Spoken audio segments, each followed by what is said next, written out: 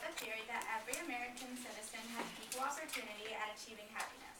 Most people automatically equate wealth with leading a happy life. According to most recent statistics, though, annual income has proven to be rather insignificant in the establishment of happiness in the majority of households throughout the country.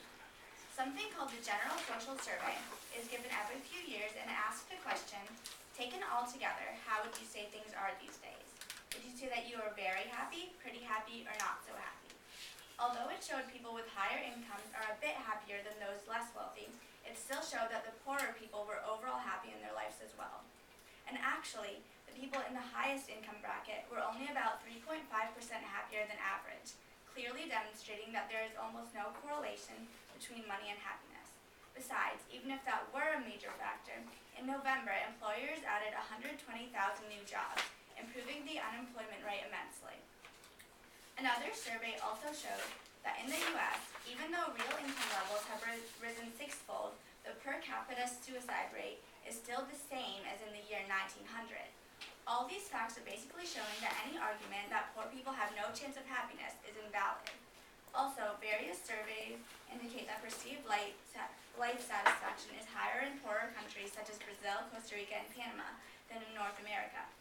That is because those people don't demand anything to achieve their happiness. They just have their mindset as being grateful to be alive, as opposed to being greedy and always insisting that they won't be happy unless they gain something else, as some people do in America.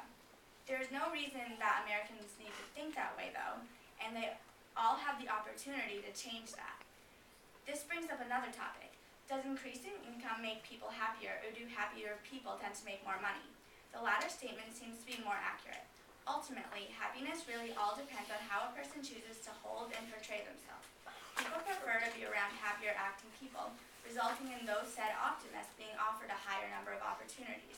Every individual has the freedom or opportunity to act as a positive, happy person because we all are in charge of how we portray ourselves and interact with others.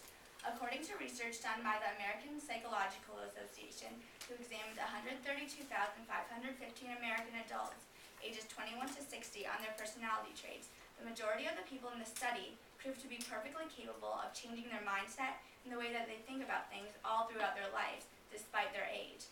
Everyone has equal control over whether they choose to act as an optimist or a pessimist, and the element of happiness varies for every person. It's all about perspective.